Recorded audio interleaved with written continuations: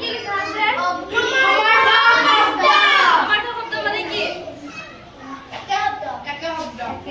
এটা শব্দ যোনটো এটা অৰ্থবুজা শব্দ থাকে সেইটো সমাৰ্থক শব্দ বুলি কয়।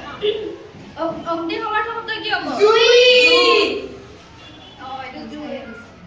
আৰু নিশাৰ সমাৰ্থক ৰাতি। নয়ন চকু। গছৰ সমাৰ্থক শব্দ কি? বৃক্ষ। পৃথিৱীৰ